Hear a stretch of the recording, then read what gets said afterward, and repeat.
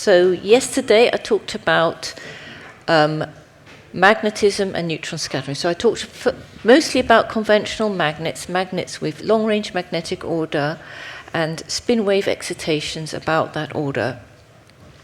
And then I talked about the technique of neutron scattering and how that can be used to investigate magnetic excitations. And now, okay, good. So now I'm going to talk about unconventional magnets, so not ones with simple long-range magnetic order or simple spin wave excitations going beyond that. So this is what I call here quantum magnets, and quantum spin liquids are part of that. So the previous talk gave the basis for the quantum spin liquid, which is a section of the quantum magnets. So I'll talk about at least what I mean by quantum magnets experimentally, from an experimentalist point of view.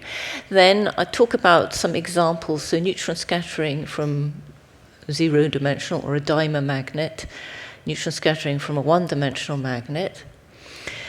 Then I shall investigate in particular frustrated magnets, and then talk about a third example. So quantum magnets. So this is what do we look out for when we're trying to see materials which have enhanced quantum effects. So what do we look for in a material? So what we look for in a material, so what we want to find is a material that doesn't have conventional long-range magnetic order and doesn't have conventional spin wave excitations. So you want something that disrupts that long-range magnetic order, for example, quantum fluctuations. So, and then what will enhance quantum fluctuations in a particular magnet? Well, in particular, if it has a low spin value or antiferromagnetic interactions, at least some, and low-dimensional interactions. And now if we take a simple Hamiltonian, so the Hamiltonian is Heisenberg Hamiltonian, it's the sum of the two spin terms, so it's the sum of two spin terms, and the two spin terms are written here. It can be written out in terms of coordinates or ladder operators. And we're interested in materials where the fluctuations, which is this part, are particularly strong and notable and overcome the static part.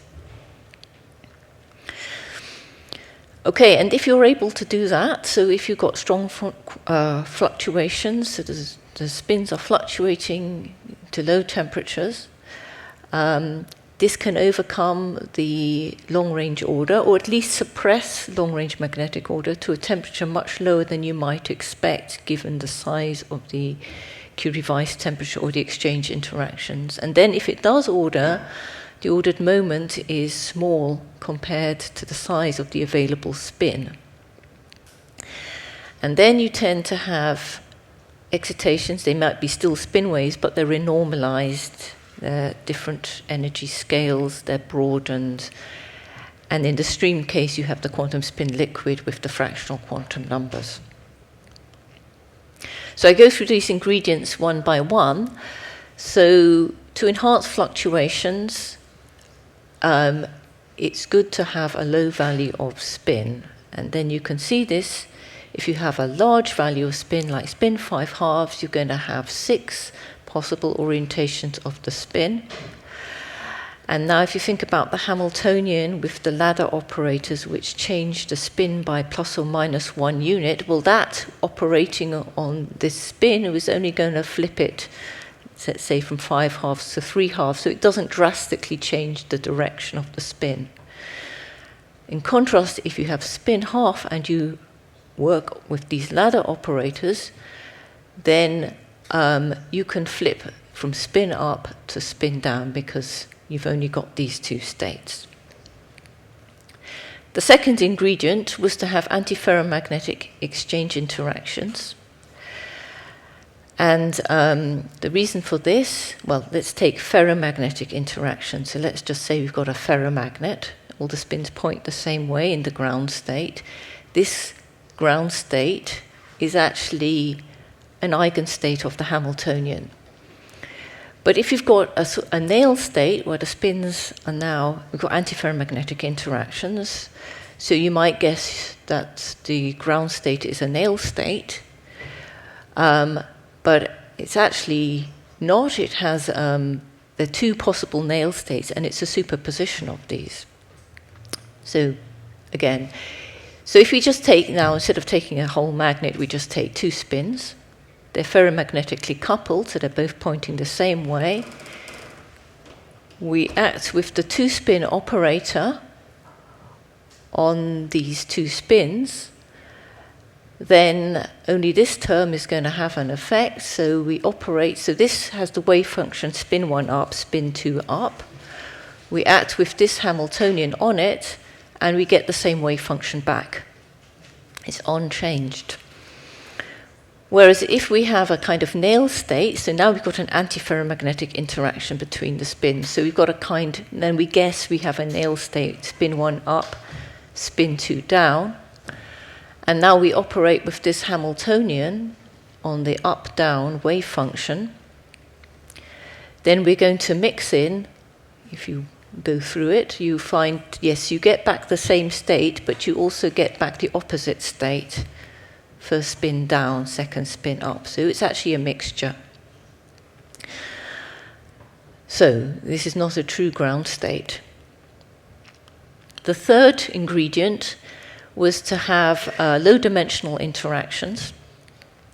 So this is what we look out for in materials which have low-dimensional interactions. And the reason for this is if you take a three-dimensional structure, and here's a simple cubic lattice with a spin in the center, look at this spin, then it's going to have 6 neighbors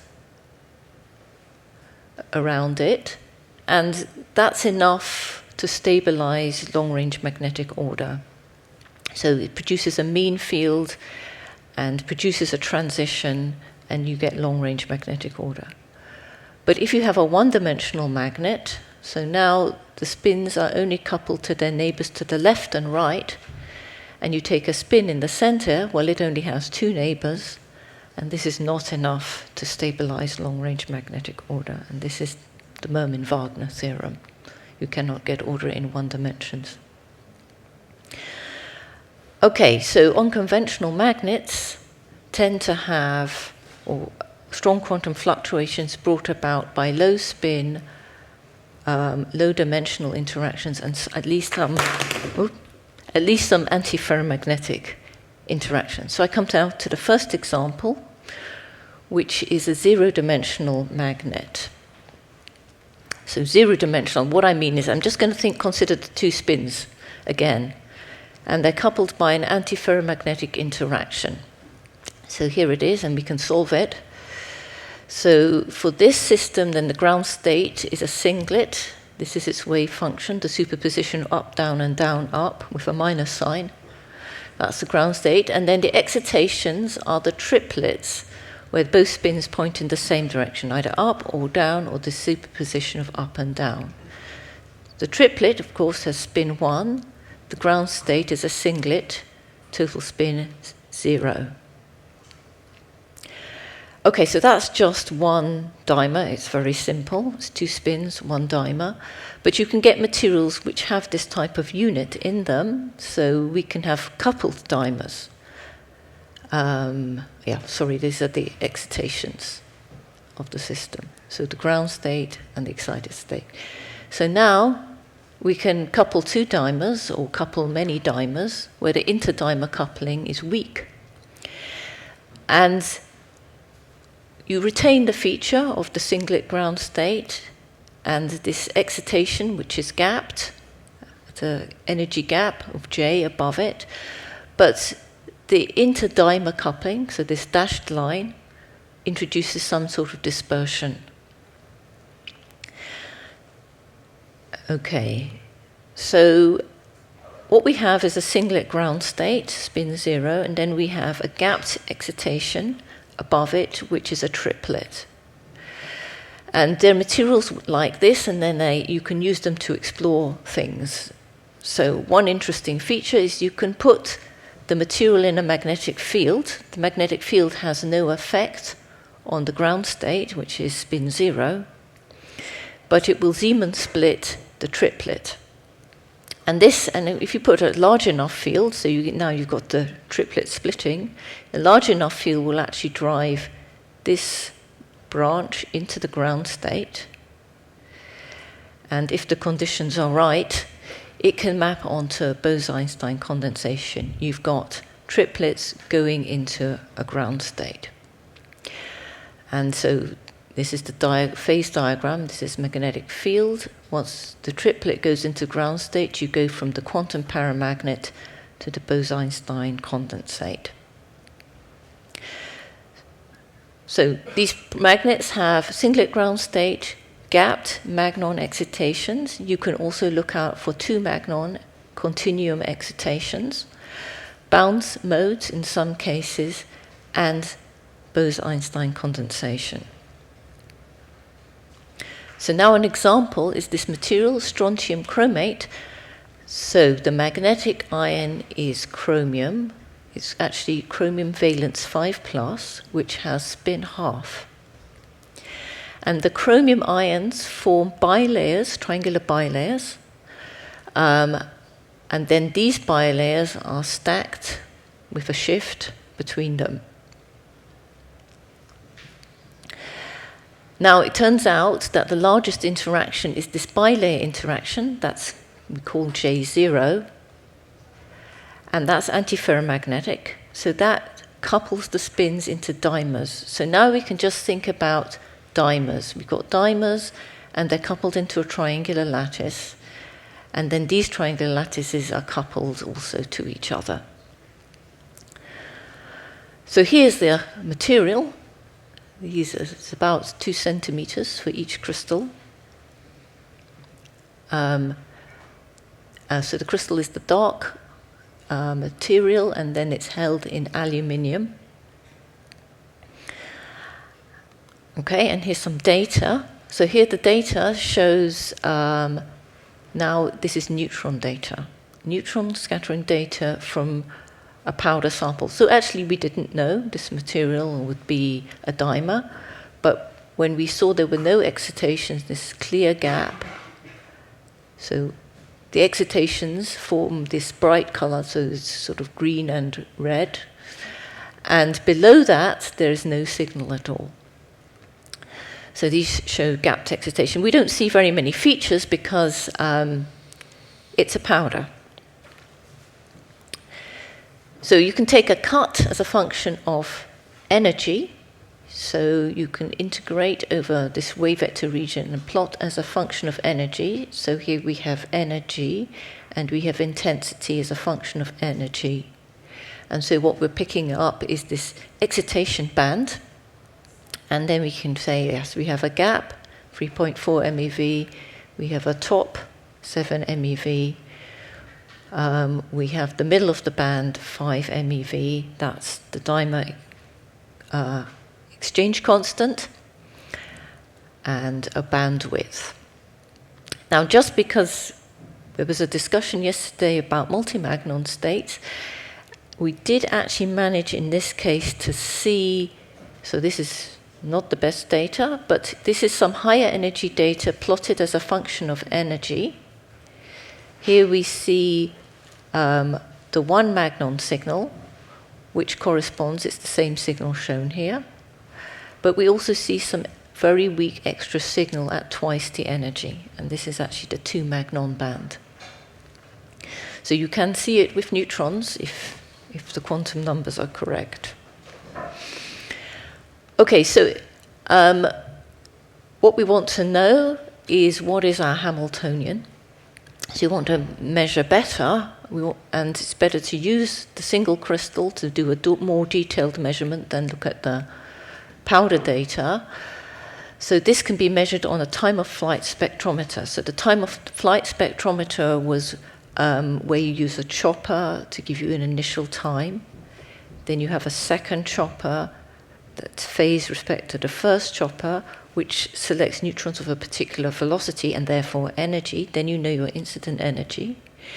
Then you have the sample, and the sample scatters the neutrons, and then you collect those neutrons in a detector, and the detector measures the time they arrive, so you know your final velocity, if you know all your distances, of course. And what you can do is you can put your sample on the instrument. So here is the instrument. So the neutrons come through this tube, and the sample is here, and this is a big detector bank. And this is a beam stop, so this is not related to the physics.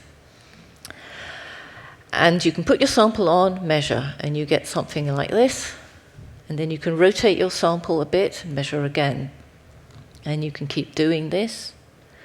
This is in reciprocal space, and you can build up a picture like this of the excitations as a function of 2 reciprocal space directions and energy. Actually, you get 3 reciprocal space directions. You get the full 4-dimensional data set, 3 reciprocal space directions, and energy. To display it, you have to integrate over one of the wave vectors. Now you can take slices out of this to look at a particular wave vector direction as a function of energy. So these are 2 particular directions. So then how to get the interactions, you need a model. So in this case it was a random phase approximation. So first of all, the data was collected and data points were plotted as a function of wave vector to find the excitation bands.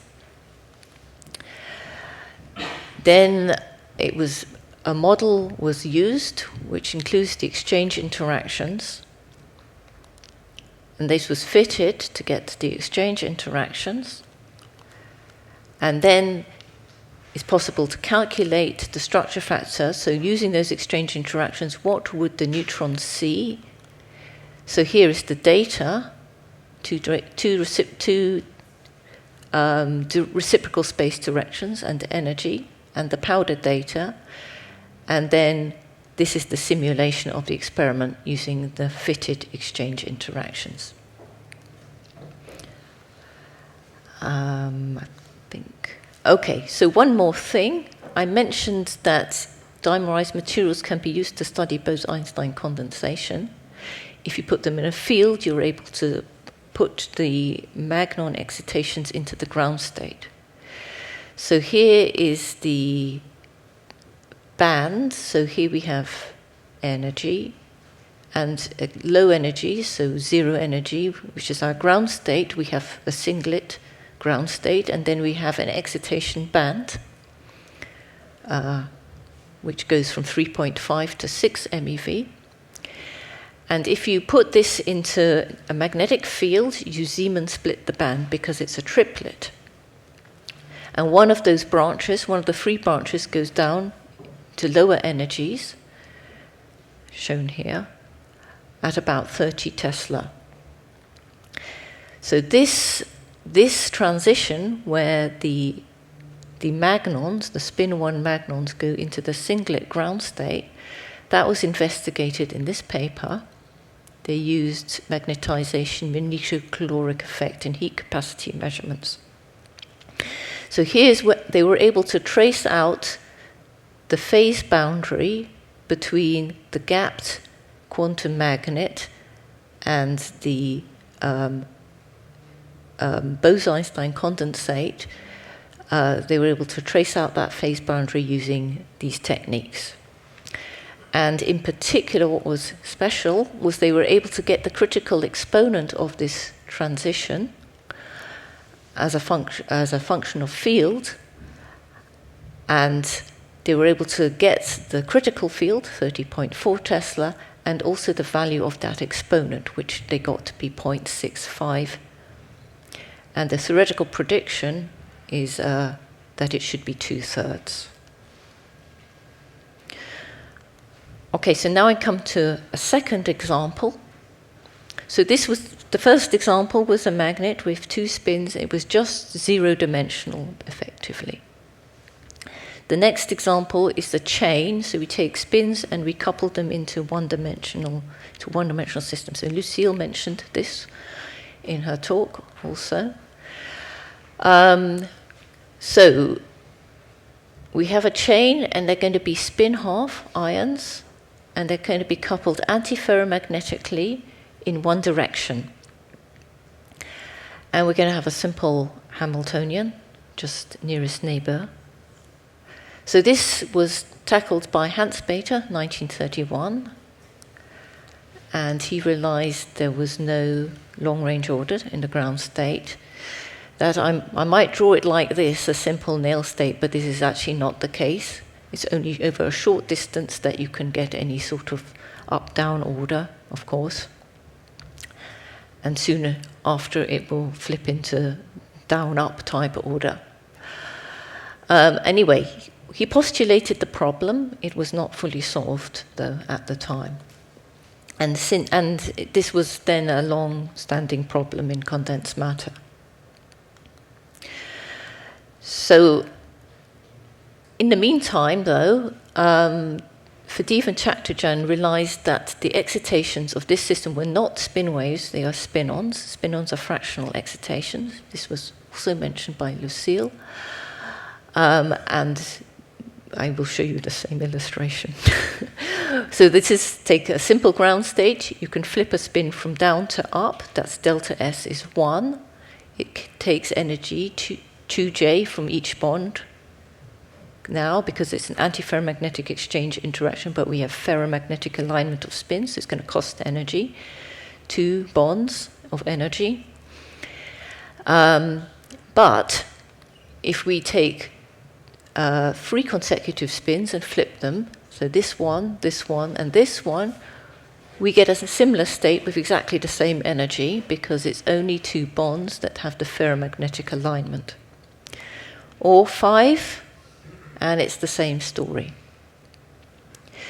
So what we did, my neutron, I'm now thinking in neutron terms, my neutron came along and it flipped a spin from spin down to spin up. Delta S was 1. But soon, that excitation, which was localized, decomposed into two excitations, which are these endpoints of the flipped over region, and they're able to move apart. This was delta S equals 1, spin down to spin up is delta S is 1. So this spin 1 excitation fractionalized into 2 spin half excitations. So those are the spin-ons. They have fractional spin half. Now you see there's a problem, because in neutron scattering you can't actually create a spin-on, because they have spin half, and the neutron scattering rule is that the change in spin must be 1. So we can't create one of them. We have to do what's shown here. We have to create 2. 2 spin-ons, each with spin half, can add up to spin 1. And that means that we don't see the nice simple dispersion of the spin-on itself, because we create 2 of them, like 1 here and 1 here. Like 1 here and 1 here. We have to create 2. There are many ways in which the energy of the neutron can be distributed between those 2, or the wave vector of the neutron can be distributed between those 2. And the consequence of that is it's observed as a continuum of excitations. This is a feature of any multiparticle excitation. It'll be observed as a continuum rather than a nice sharp dispersion. So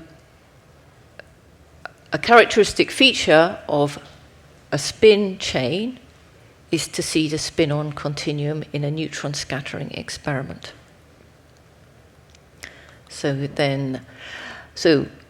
now moving on, I mentioned the beta ansatz, but it wasn't fully solved, and it was only later in 2006 that the sort of high-order solution was produced to this system. There were some other theories on the way, but finally it was this group of people, this is Jean-Sébastien, who made this calculation. And this is what they produced. for the two-spin-on or the multi-spin-on continuum expected for the spin-half Heisenberg antiferromagnetic chain. Now I move on to a material. So can we realize this in a real material, do an experiment compared to that theory? So the material, potassium copper trifluoride, it's a chain of copper ions. Copper has spin half in this case. This is its Hamiltonian. It's got strong interchain coupling, 34 MeV, but it does have some weak interchain coupling, so there is some coupling between the chains. And because of this, it does have long-range magnetic order. But anyway, it's weak, and it's something that we could still see a spin-on continuum. So here is measured, it was measured on a time-of-flight spectrometer. Here is the data.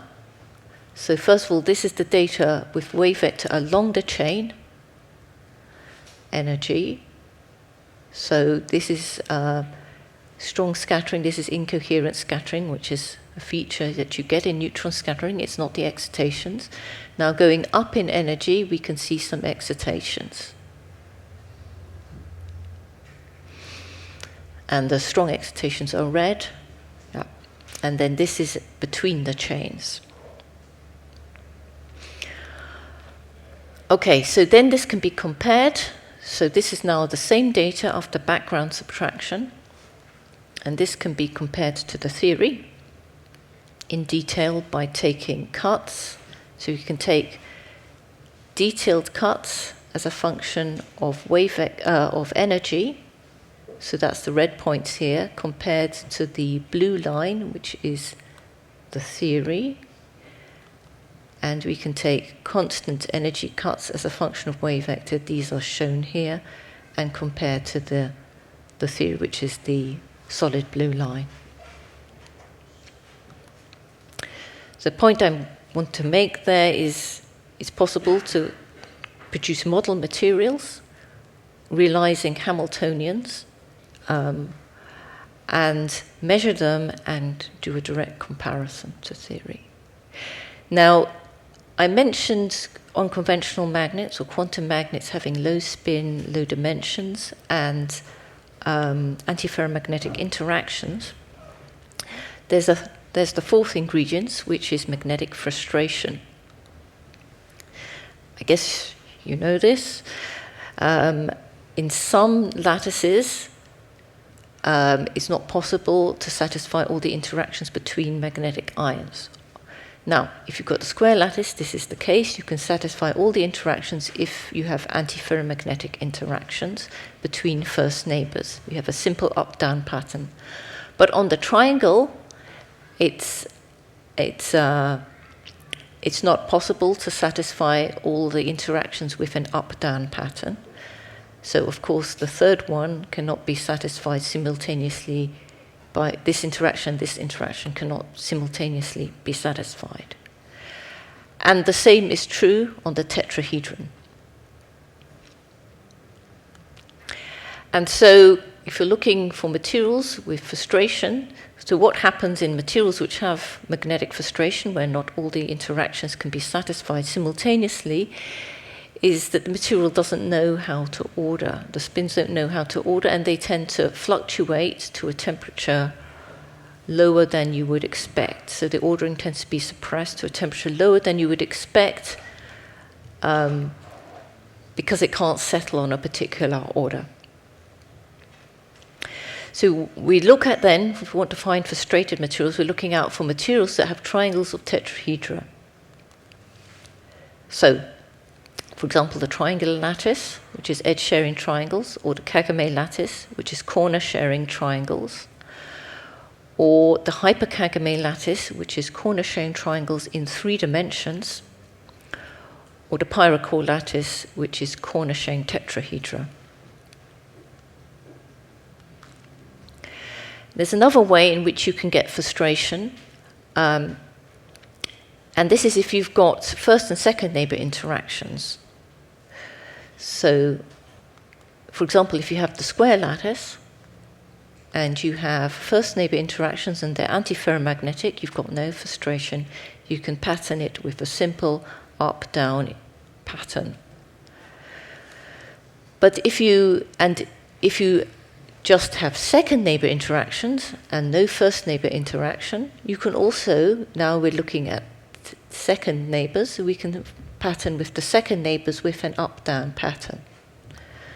But if we've got both at the same time, you can see that this order is incompatible with this order. And so if you've got both first and second neighbor interactions, you're going to have some competition. The same happens on the Kagame lattice. You're going to have first neighbor interactions. But if you introduce second neighbor interactions, so we have first neighbor interactions and they're antiferromagnetic. But if we introduce antiferromagnetic second neighbor interactions, then this simple up-down order is not going to be ideal. The same is true on the diamond lattice. So the second way to get frustration is to have competing multiple interactions that compete with each other. So now I come to the spin liquid. This is a system which has very high frustration. So that long-range magnetic order is totally suppressed. And in these systems, so as introduced by Lucille, we expect to have fractional excitations. So in case of extreme frustration, you might have a spin liquid material. Okay, so before I introduce an example of a frustrated magnet, I just want to say something a bit more about materials and how you select materials to study models of interest. So physical realizations of frustrated magnets. So what would you look for? You're going to look for a lattice that has triangles or tetrahedra in it. You're going to hope or check that you have antiferromagnetic interactions, at least some. If you want it to be quantum, you're going to want to have a low spin, preferably spin half. So here I just talk about transition metals, light transition metals, so they don't have anisotropy. So the light transition metals are found on the periodic table here. And usually in these cases, the magnetic moment is spin only and fairly isotropic. So we could take copper. So it's important to look out then, if we're going to use these, we want to find something with spin half. So it's important to be aware of the valence because the spin can change with the valence of a magnetic ion. So you look at the chemical formula and you see what is the valence of the magnetic ion, therefore what is its spin probably. So copper atom has 11 electrons, and they fill the 3D shell and the 4s shell. There's one missing in the 4s shell, so it's only partially full. But okay, you don't normally see that in an insulating material. You normally see a valence, so like copper 1+. So copper 1+ means it's got charge 1. That means one of the electrons is missing. And if you see copper 1, it's actually the one in the 4s shell that has gone. So then we have a complete 3D shell and an empty 4s shell, so this has spin 0. We have no unpaired electrons. So they're all paired. Now if we take away another electron, then we get copper 2+.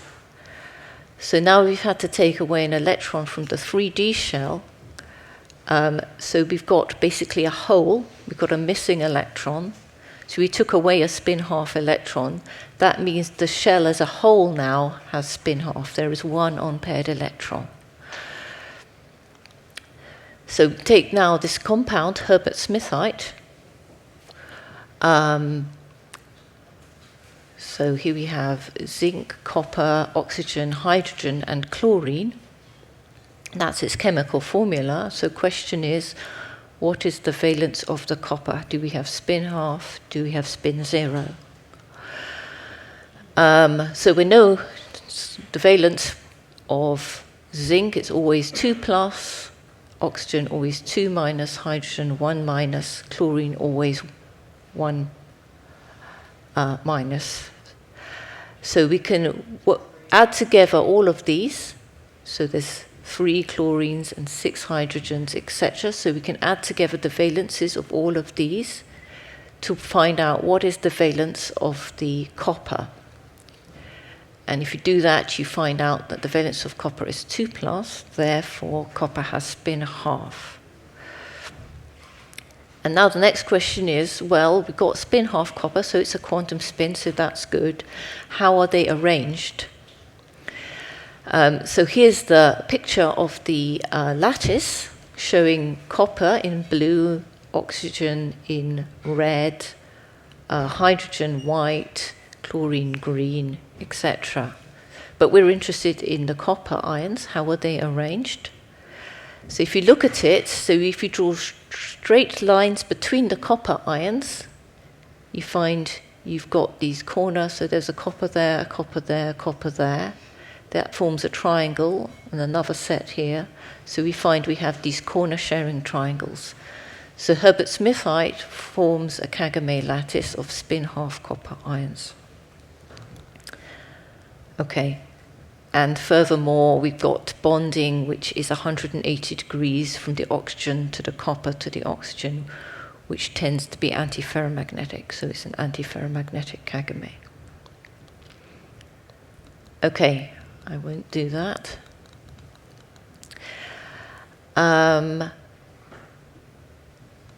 Okay, so I come to the last example. So now we're interested in finding a frustrated magnet. And we're going to higher dimensions. We're going to go to 2 dimensions. We did 0, we did 1, so now we'll go to 2.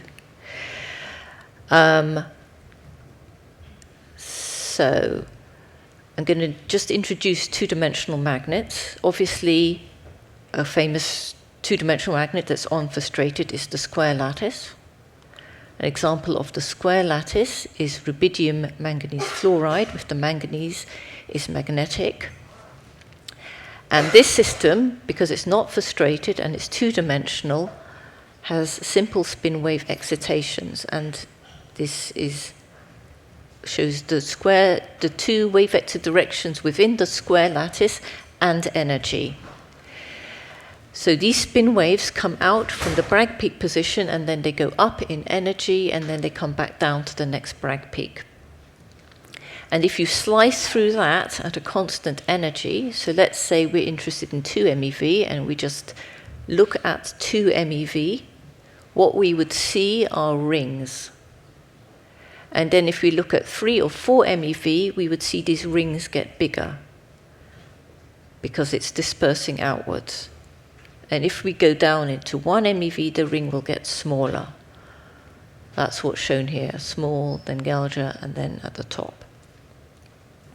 So if you see sharp rings, you've probably got spin waves, as you do in the square lattice, which is unfrustrated.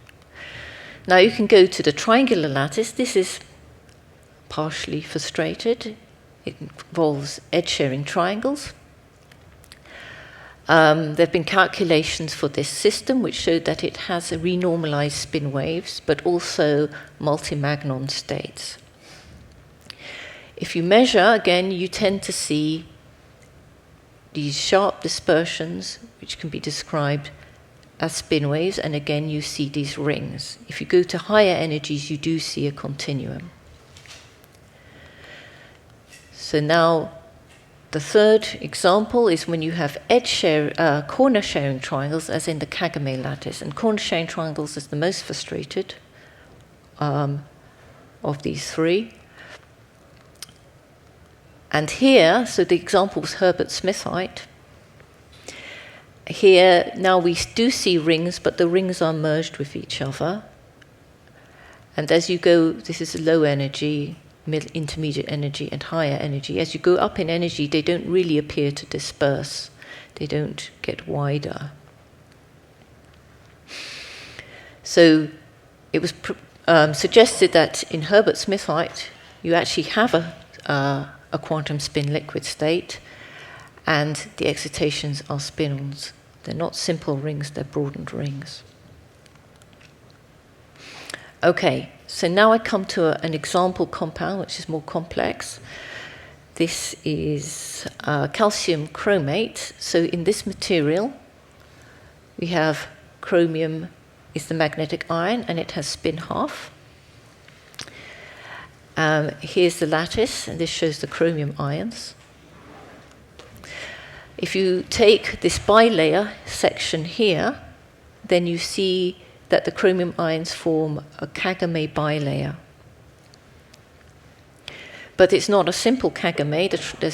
There's 4 different sizes of triangle.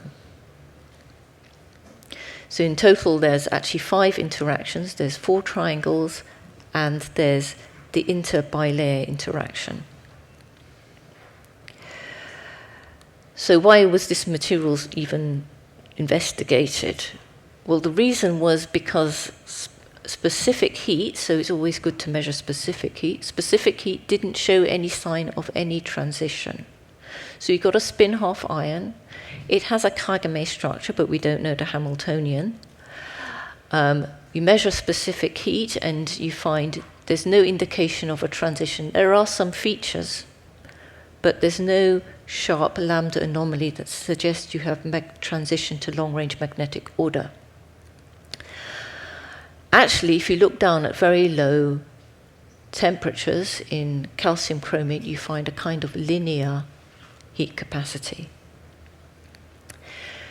Susceptibility also showed no sign of a transition, and muon spectroscopy also showed no sign of a transition and no static magnetic order either. So it's not a spin glass either. So when you have this, your question is, well, why is it frustrated? What's the origin? Or is it really frustrated? So one can start off by measuring a powder measurement using neutron scattering to look at the excitations. This is a measurement of the powder as a function of energy and wave vector, and there are 2 bands. So a gapless band and a gapped band. That's a powder measurement. It's also possible to measure a single crystal. So this is the measurement of the single crystal going up in energy. So here we have 2 wave vector directions, and it was changing energy. And we just saw gradual changes in very broad features. So, for example, at 0.35 MeV, we see these sort of merged rings of scattering. This is another energy in this Kagame plane. And this is another energy even higher. So they are different, but they evolve slowly. Now this is a picture as a function of wave vector and energy. And the first thing you see here are these sharp V-shaped features. And actually, these are phonons. They're coming out from a nuclear Bragg peak. What's interesting to see about the phonons is they give you a sense of this energy resolution. So these phonons are energy resolved, and so they give you an indication of the energy resolution. And behind the phonons, you see this broad feature, and this is the magnetic scattering. So it's clearly not spin waves. This is another wave vector energy direction. So we don't get spin waves, so that's another indication of frustration. So what do you do? Well, we don't know the Hamiltonian, so what can we do? Well, if you put the material into a magnetic field, and your field is strong enough, you can force all the spins to point along the field. So a field of 12 Tesla will actually do that. So the spins now point along the field. We have a simple ferromagnetic ground state. So now we would expect to see, we have long-range order in a way, so now we would expect to see spin wave excitations, because we've got long-range order, we've got ferromagnetism. So if we put the field on long enough, so then what we can do is we can measure the excitations, and then we can fit them to spin wave theory, and we can extract the exchange interactions, and then we can get the Hamiltonian. So here is the measurement in the field, that's the calculation, and that's the simulation. Okay, so what was the result? So here's the result. These are the exchange interactions. So the colors of these labels indicate the colors here. We have green interactions, they are ferromagnetic. And we have blue interactions, and they are antiferromagnetic. And we have alternating green and blue triangles. So we've got alternating ferromagnetic and antiferromagnetic triangles. And then we've got an interlayer interaction that's ferromagnetic. The important thing is that the green triangles, which are ferromagnetic, are much stronger. This ferromagnetic interaction is much larger than the antiferromagnetic interaction. So, taking this Hamiltonian, a simulation was done of the susceptibility and the structure factor. So now the question, where does the frustration come from? So here's the Hamiltonian again. We have ferromagnetic triangles, these are the green ones, and they are the strongest interaction. So on their own, we would expect that these, at low temperatures at least, these ferromagnetic triangles will couple the 3 spin half ions into spin 3 halves. So we can replace the green triangles by spin 3 halves. And then we're left with the blue triangles and the red interaction. So now if you do this replacement, what you find is you've actually got a honeycomb lattice of spin 3 half ions, coupled by the blue antiferromagnetic interactions and the red ferromagnetic interactions. So the red ferromagnetic interactions want all the spins to point the same way, and the blue interactions want them up, this one to be up and this one to be down. So it wants some of the spins to be down. And this is the source then of the frustration in this material. Okay, I come to the end. So I hope I gave you an idea of experimentally investigating materials, selecting a model material, investigating in a number of ways, in particular with neutron scattering to find the source of frustration, and then compare to models. Thank you.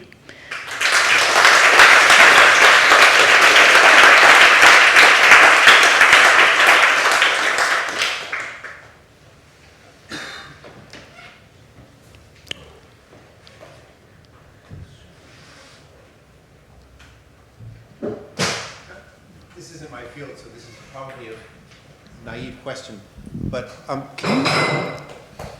can you say what's the difference between, you said something was not a spin glass, there was no static yes. signature, and I'm just curious, what's the difference between a spin glass and a spin liquid? Is it one of only time scales, or are there fundamental differences? I think it's time scales. Well, you would, okay, so traditionally a spin glass, it's static. So it's chosen some ground state, maybe not even the lowest one, and then it sits there. Whereas if it's a true quantum spin liquid, the spin should be moving. Okay, I was just trying to make an analogy between in regular life where there's gases and liquids, and there's a kind of there's a time scale. Well, and I things think are there slow are people who say that. Yes, that's Okay, so maybe it's actually, is it controversial or is it just people you disagree with? I just measure it. I don't know. A simple person with. Maybe someone else can say how you draw the boundary. Does someone Okay. else have where you draw the boundary between the spin glass and spin liquid? Oh.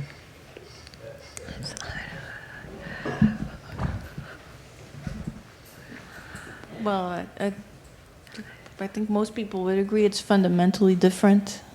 Spin glass is like more or less a frozen phase. Yes. Because of disorder, maybe, and the quantum spin liquid is a perfectly in equilibrium ground state, just quantum fluctuating. So it's just they're very different.